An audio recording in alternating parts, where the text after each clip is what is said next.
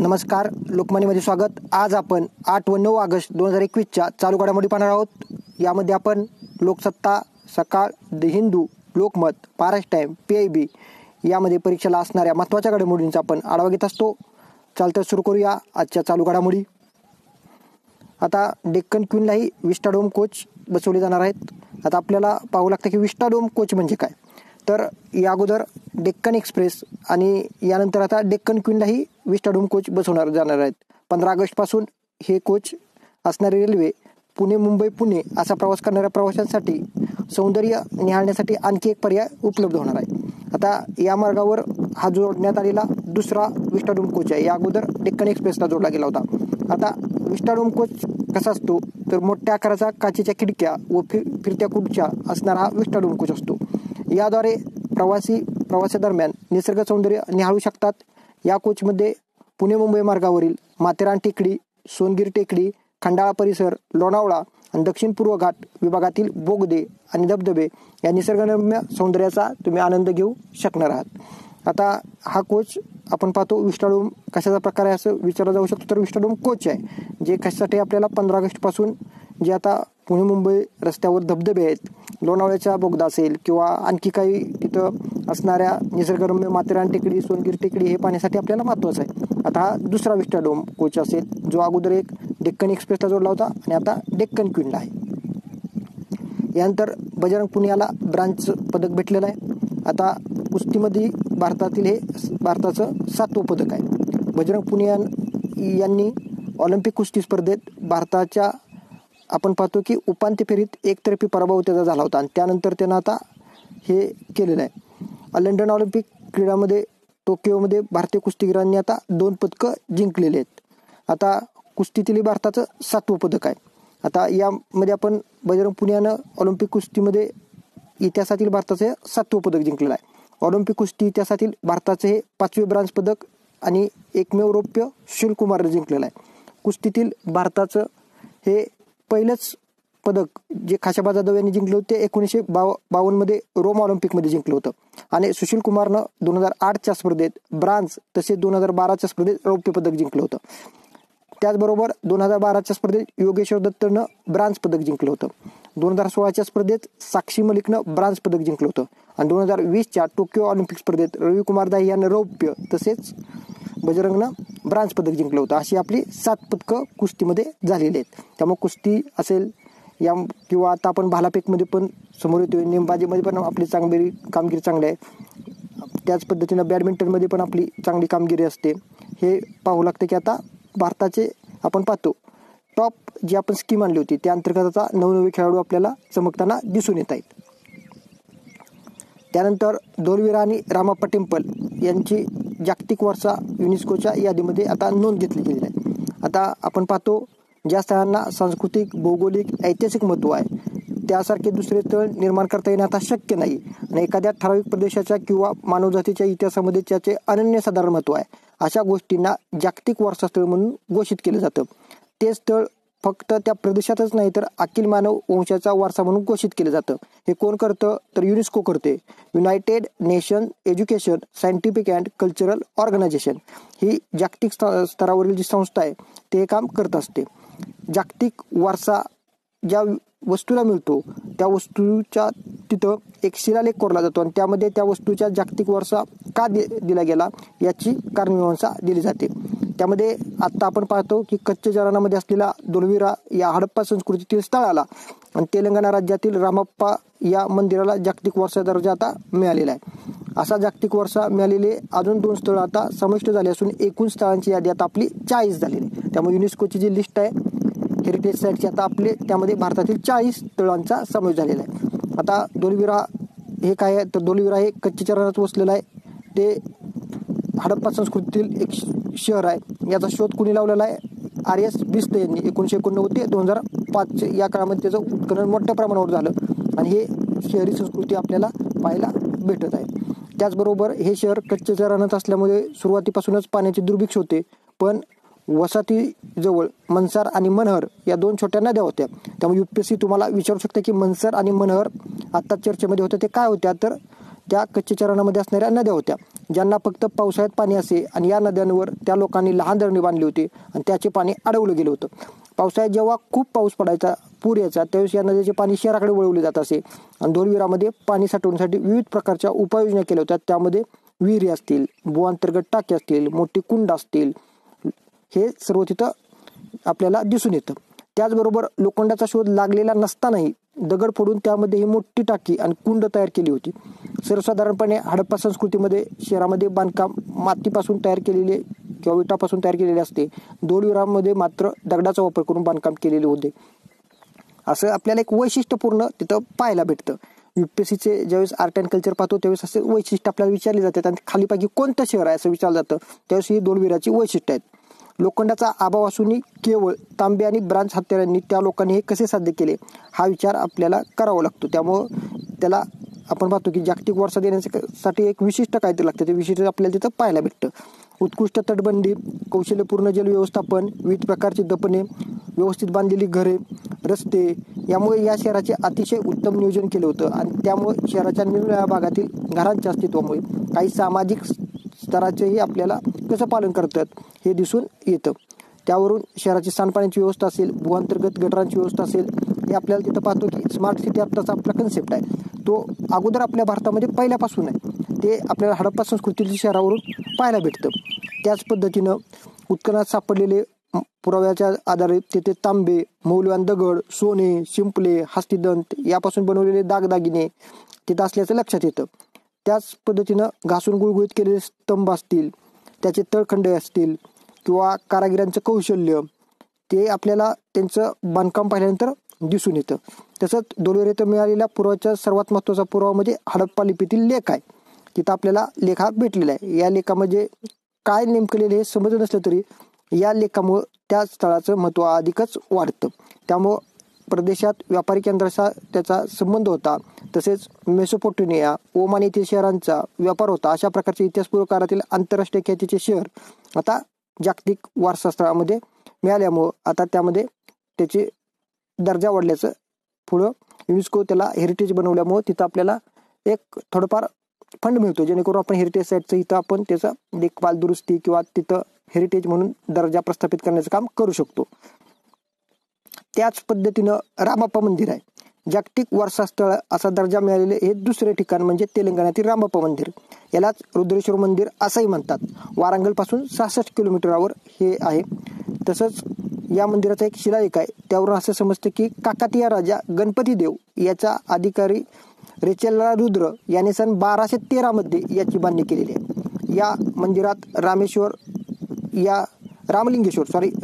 या नावानं शिवाची उपासना केली जाते आणि या मंदिराची रचना रामप्पा या कारागिराने केली आणि त्यावरून या मंदिराचे नाव रामप्पा आहे. लक्षात असतं, रामप्पा या कारागिराने केलेल्या रचनेमुळे याचं नाव रामप्पा मंदिर असं आहे. त्याच पद्धतीनं आपण पाहतो की कारागिराच्या नावावरून हे मंदिराचं नाव देण्याचं जगातलं पहिलंच उदाहरण आहे. त्यामुळे या मंदिराचं नाव रामप्पा आहे आणि इथं रामलिंगेश्वर या देवाची किंवा शिवाची पूजा केली जाते. स्थानिक कथेनुसार आपण पाहतो कर्नाटकातील रामप्पा या शिल्पकाराने हे मंदिर 40 वर्षाच्या कालावधीत बांधलं होतं, त्यामुळे हे त्याच्या नावानं ओळखलं जातं. त्याचं कोरीव काम, छतावर असणाऱ्या पुराणातील विविध कथा कोरलेल्या आहेत. त्यामध्ये समुद्रमंथन असेल, दक्ष यज्ञ असेल, दक्ष संहार, परत त्रिपुरासूर वध असेल, गजसूर वध इत्यादी कथा त्या मंदिराच्या कोरलेल्या आहेत बांधकामावर. त्यामुळं हे अतिशय देखणं असं शिल्पच आपण पाहतो की कोरलेले असल्यामुळे चांगलं दिसण्यास वैशिष्ट्यपूर्ण आहे. शिखराचं बांधकाम विटांनी केलेलं आहे, त्यामुळे त्याचे वजन बरेच कमी झालेलं आहे. शास्त्रीय अभ्यास त्यावेळेस केलेला आहे हे त्यातून दिसून येतं आपल्याला. विटामध्ये लाकडाचा भुसा वापर केला गेलेला आहे, त्यामुळे या भाजून झाल्यानंतर खूप हलक्या झाल्या आणि त्यामुळे पाण्यावरही तरंगू शकतात. एक वैशिष्ट्य आहे रामप्पा मंदिराच्या, त्या विटा पाण्यावरही तरंगतात. तसेच या मंदिराची रचना ताराकृती आहे. आपल्याला विचारलं गेलं होतं की स्टार शेप्ड मंदिर कोणत्या वंशामध्ये बांधले गेले, तर काकातीय वंशामध्ये आपल्याला पाहायला भेटतं की स्टार शेप्ड मंदिराची कलाकृती असते. मंदिराच्या दोन्ही बाजूला 2 लहान शिवमंदिर आहेत. तसेच मंदिराच्या पायामध्ये सँडबॉक्स तंत्राचा वापर केलेला आहे. जमिनीत खड्डा भरताना त्यात वाळू, चुना, गूळ इत्यादी गोष्टी भरल्यामुळे भूकंप झाल्यास त्याच्या लहरी वाळूमध्ये जिरून जातात आणि इमारतीला काही इजा होत नाही. म्हणजे टेक्नॉलॉजी सुद्धा त्यांनी विशिष्ट पद्धतीने वापरल्यामुळे तिथं कोणत्याही नैसर्गिक आपत्तीपासून त्याचं संरक्षण होताना आपल्याला दिसून येते.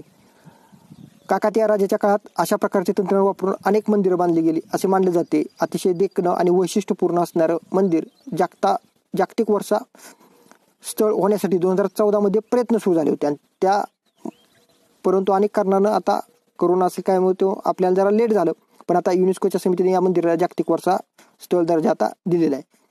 कला आणि स्थापत्य या क्षेत्रात अतिशय समृद्ध असं एक मंदिर आहे आणि त्याचा दर्जा आता मिळाल्यामुळं आपण पाहतो की रामाप्पा मंदिर असेल, दुर्विला असेल, आता जागतिक दर्जा मिळाल्यामुळे ते आपण पाहतो सांस्कृतिक नकाशावर भारताच्या त्या आलेल्या आहेत.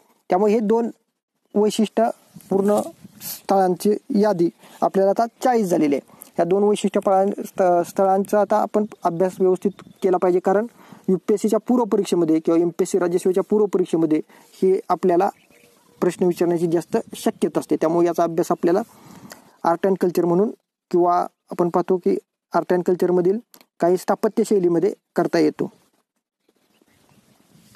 त्यानंतर नीरजनं 87.58 मीटर भालाफेक केलं होतं आणि पात्रता फेरीत त्यानं 86.59 मीटर असं अंतर गाठलं होतं. त्यामुळे पहिल्याच प्रयत्नात त्यानं 87.3 मीटर अंतरावर भाला फेकून सर्वांचं लक्ष वेधून घेतलं होतं. दुसऱ्या प्रयत्नात त्यानं 87.58 मीटर हे अंतर घातलं होतं आणि त्यानंतर 6 प्रयत्नात त्यानं कोणत्या ह्याच्यामध्ये एवढा भालाफेक जे अंतर आहे ते पार केलं नव्हतं. त्यामुळे त्याचं रेकॉर्ड झालं की 87.58 मीटर. आता ऑलिम्पिकमध्ये हे नीरजनं एवढं अंतर पार केल्यानंतर त्याला सुवर्णपदक भेटलेलं आहे. ऑलिम्पिकमधील ॲथलेटिक्समध्ये नीरजमुळे भारताला पहिलं सुवर्णपदक भेटलं. ऑलिम्पिकमधील भारताच्या नावावर दुसऱ्यांदा वैयक्तिक सुवर्णपदक जमा झालेलं आहे.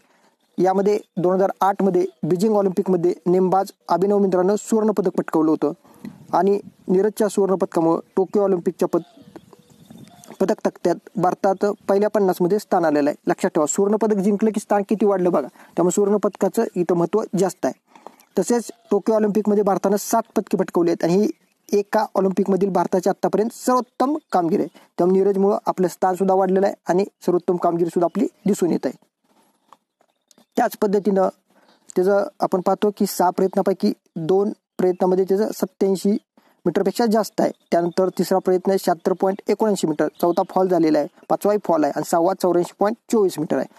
त्यामध्ये आपण पाहतो की भालाफेकमध्ये जेक प्रजासत्ताकचा याकूब वादलेच यानं 86.67 मीटर व त्याच देशातील विजेस्लाव वेस्ली याने 85.44 असं त्यांनी मीटर एवढं अंतर पार केलं होतं. त्यामुळे त्यांना रौप्य आणि कांस्य पदक त्यांनी जिंकलेलं आहे.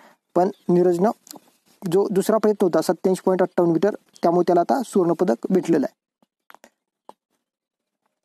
त्यानंतर USA मध्ये आता कोविडचे रुग्ण वाढायला लागलेले आहेत. डेल्टा विषाणूचं वाढतं आव्हान USA पुढे उभं राहिलेलं आहे आणि ह्युस्टन परिसरात रुग्णालयामध्ये खाटांची संख्या सुद्धा अपुरी पडायला लागलेली आहे. वाढता विषाणूचा प्रसाराचा वेग आता तिथं डोक्याची घंटा मांडली जाते आणि दिवसाला करोनाचे 1 लाखाहून अधिक रुग्णांची नोंद अमेरिकेमध्ये आता आपण होताना पाहतोय. तिथं लसीकरणही चांगलं वेगानं झालेलं आहे. पण अमेरिकेच्या मागील हिवाळ्यात निर्माण झालेल्या स्थितीच्या दिशेनं आपण पाहतो की आता त्यांची वाटचाल होते. सध्या देशामध्ये डेल्टा विषाणू वेगानं पसरत आहे. आता आपण पाहतो की अमेरिकेमध्ये जून अखेरीस 11,000 रुग्णसंख्या होत्या, ती आता 1,07,143 झालेली आहे आणि एवढी लाखाच्या पलीकडं 9 महिन्यामध्ये प्रथमच ही लोकसंख्या कोविड बाधित झालेली पाहायला दिसते. Centre for disease control and प्रिव्हेन्शनचे जे संचालक आहेत राशेल वॅलेस्ली यांनी सांगितलं की लसीकरण केलं नाही तर गेल्या जानेवारीसारखी स्थिती निर्माण होऊन दैनंदिन रुग्णसंख्या 2 लाखाच्या पुढे जाईल. त्यामुळं आपण पाहतो की लसीकरण वेगानं झाले, त्यामुळं आपल्याला तिथं रुग्णसंख्या कमी दिसून येते. त्यामुळे लसीकरण हा एक उपाय आहे, पण तिथं आता रुग्णसंख्या वाढत सुद्धा आहे. त्याचबरोबर आत्ता त्यांनी लसीकरण झाल्यामुळं मुखपट्टी वापरणं जे होतं ते त्यांनी आपण पाहतो की निर्बंध होते की ते बाबा शिथिल केलं होतं. निर्बंध जे शिथिल केले होते त्यामध्ये मुखपट्टी वापरण्यासाठी सुद्धा त्यांनी वापरा किंवा वापरू नका अशा पद्धतीने ते केलं होतं. म्हणजे मुखपट्टी नसली तरी चालू शकत होतं. पण आता काही कंपन्यांनी जसं ॲमेझॉन ह्या कंपनीने सांगितलं की आता तिथं मुखपट्टी वापरली पाहिजे, म्हणजे मास्क वापर सुद्धा केला पाहिजे. कारण तुम्ही लस घेतली असेल किंवा नसेल तुम्हाला मुखपट्टी वापरावीच लागेल. म्हणजे मास्क वापरणे आता त्यांनी तिथं सांगितलेलं आहे. कारण कोविडचे रुग्ण वाढत आहेत, त्यामुळे डेल्टा प्लस हा विषाणू आहे. कोविडची लस घेतली तरी त्याची आपण पाहतो की कोविडमध्ये डेल्टा प्लस हा विषाणू वेगानं पसरतोय, त्यामुळं लस घेतली असली तरी नसली तरी तुम्ही तिथं मास्क वापरणं अनिवार्य आहे. त्यामुळे USA मध्ये आता दैनंदिन रुग्णसंख्या सुद्धा आता लाखाच्या वर गेलेली आहे, त्यामुळे तिथं आव्हान उभं राहिलेलं आहे. त्यानंतर ज्येष्ठ नागरिकांच्या जीवनमानाच्या दर्जाचा निर्देशांक भारतीय वयस्कर लोकसंख्येच्या स्वास्थ्याचे मूल्यमापन करतो, असं जो अहवाल आपण पाहतो की ते हे करताना ही जी आकडेवारी ती पंतप्रधान आर्थिक सल्लागार समितीचे अध्यक्ष डॉक्टर विवेक देवरा यांनी जाहीर करताना सांगितलेलं आहे. आता समितीच्या विनंतीवरून स्पर्धात्मकतेबाबतच्या संस्थेने हा निर्देशांक निश्चित केलेला आहे आणि तो ज्येष्ठांच्या सहसा नोंदल्या न जाणाऱ्या समस्यावर प्रकाश टाकणार आहे. त्यामुळे सर्वात महत्त्वाचं आहे की हा अहवाल ज्येष्ठ नागरिकांच्या बद्दल आहे. आपण पाहतो सोशल सिक्युरिटी आपला MPSCचा पेपर 3 असेल, यामध्ये ज्येष्ठ नागरिकांच्या बद्दल जे प्रश्न विचारले जातात त्यासाठी हा अहवाल महत्त्वाचा आहे. आता हा अहवाल भारतातील अनेक राज्यांमधील नागरिकांच्या वृद्ध होण्याच्या प्रक्रियेतील प्रादेशिक वैशिष्ट्य दाखवतो आणि भारतातील लोकांच्या वयस्कर होण्याच्या प्रक्रियेच्या एकंदर स्थितीचे मूल्यमापन करतो. भारतातील वयस्कर लोकसंख्येच्या स्वास्थ्याकडे लक्ष पुरवण्यासाठी शासन किती उत्तम कार्य करीत आहे याबद्दल सखोल दृष्टी अहवाल स्पष्ट करतो. त्यामुळे अहवाल आपल्या दृष्टीनं महत्त्वाचा आहे. आता या अहवालाची ठळक वैशिष्ट्य काय आहेत? अखिल भारतीय पातळीवर आरोग्य यंत्रणाविषयक निर्देशांक 66.97 ही सर्वात जास्त राष्ट्रीय सरासरी दर्शवतो. त्याखालोखाल सामाजिक स्वास्थ्य 62.34च्या वर दिसत आहे. आर्थिक स्थैर्याला 44.7 इतकं गुणांकन मिळालं असून ते 21 राज्यातील शैक्षणिक अर्हता आणि रोजगार या क्षेत्रातील कमकुवत कामगिरीमुळे इतकं कमी असून त्यात सुधारण्यास वाव आहे असं आपल्याला दिसून येतं. त्याचबरोबर राज्यातील उत्पन्नाच्या स्रोताच्या सुरक्षिततेबाबत विशेष करून अत्यंत वाईट कामगिरी केलेली आहे, कारण अर्ध्याहून जास्त राज्यांनी उत्पन्नाच्या सुरक्षिततेच्या निकषावर 33.03 या राष्ट्रीय सरासरीपेक्षा कमी गुण मिळवलेले आहेत. सर्व निकषापैकी या निकषात त्यांनी सर्वात कमी गुण मिळवलेले आहेत. वृद्ध आणि तुलनेने कमी वृद्ध राज्यांमध्ये अनुक्रमे राजस्थान आणि हिमाचल प्रदेश यांनी सर्वात वरचं स्थान मिळवलेलं आहे. केंद्रशासित प्रदेश आणि ईशान्येकडील राज्यांच्या विभागात चंदीगड आणि मिझोराम यांनी चांगली कामगिरी केली आहे.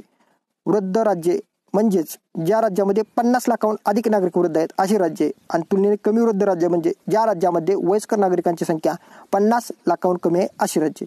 त्यामुळं हा अहवाल आपल्याला पाहतो SIDचा जो पेपर आहे मुख्य परीक्षेचा MPSC राज्यसेवा मुख्य परीक्षेचा पेपर 3 मध्ये ह्या अहवालाचं महत्त्व आपल्याला दिसून येतं. त्याच पद्धतीनं UPSCचं जे सोशल सिक्युरिटी आपल्याला पेपर 2, 3, 1 मध्ये सुद्धा काही वेळेस प्रश्न विचारण्याची शक्यता असते, त्यामुळे आपल्याला पाहावं लागतं. वृद्धांसंदर्भात जे अहवाल येतात त्यामध्ये आता आपल्याला यामध्ये जी माहिती आहे ती उपयोगी पडते.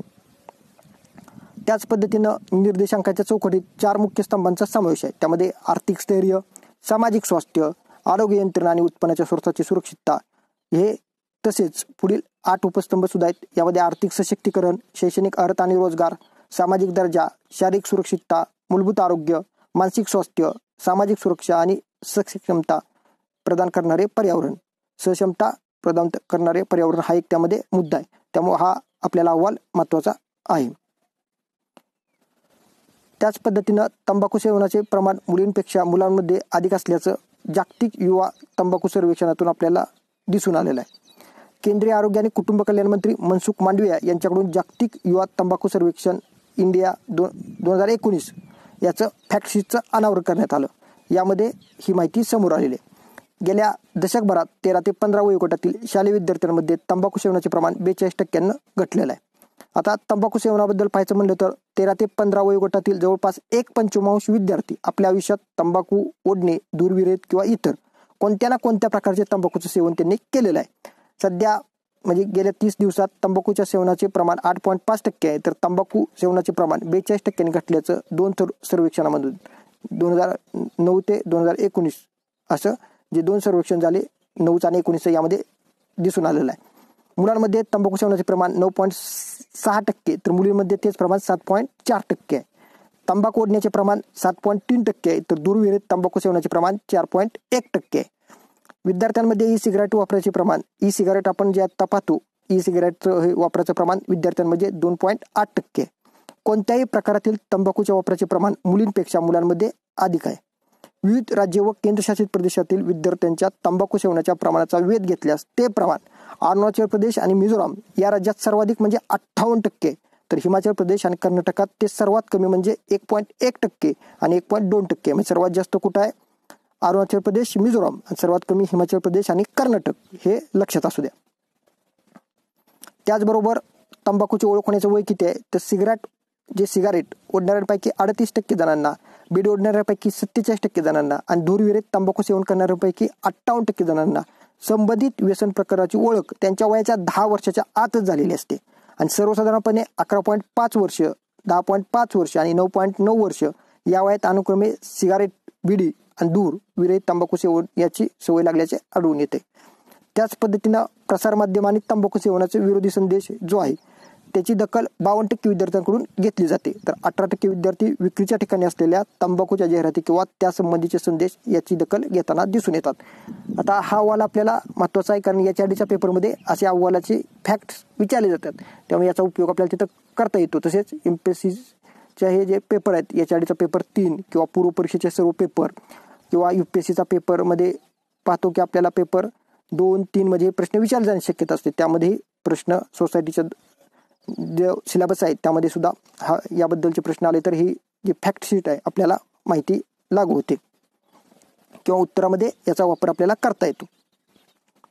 त्या पद्धतीने आता current use of any tobacco by state and UT आहे, तर सर्वात जास्त मिझोराम, अरुणाचल प्रदेश आहे, तर सर्वात कमी हिमाचल प्रदेश आणि कर्नाटक आहे, हे लक्षात असू द्या. आणि भारताचा मध्य किती आहे तर 8.5 हे महत्वाचं आहे. त्यानंतर पंतप्रधान आत्मनिर्भर स्वस्त भारत योजना, ही योजना काय आहे तर आपण पाहतो आर्थिक वर्ष 2021-22च्या अर्थसंकल्पीय भाषणात 1 फेब्रुवारी 2021 मध्ये जे आपण पाहतो की आत्मनिर्भर स्वस्त भारत योजनेची घोषणा केली होती. ही योजना राष्ट्रीय आरोग्य योजनेला पूरक अशी होती. आता यामध्ये काय मुख्य उद्दिष्ट आहेत, त्यामध्ये आरोग्य आणि कल्याण केंद्रांना आपण सहाय्य करणार आहे. आरोग्य कल्याण केंद्राची आपण 10 राज्यामध्ये स्थापना करणार आहे. 11 महत्त्वाच्या राज्यातील सर्व जिल्ह्यामध्ये एकीकृत सार्वजनिक आरोग्य निदान केंद्र आणि विभागीय सार्वजनिक आरोग्य केंद्र उभारली जाणार आहे. 12 केंद्रीय संस्थांमध्ये विशेष काळजी विभागीय रुग्णालयांची आपण स्थापना करणार आहे. त्याच पद्धतीनं सेंटर फॉर डिसीज कंट्रोल या विभागीय शाखांना आणि 20 महानगरी आरोग्य सर्वेक्षणांना विभागांना आता बळकटी देणार आहे.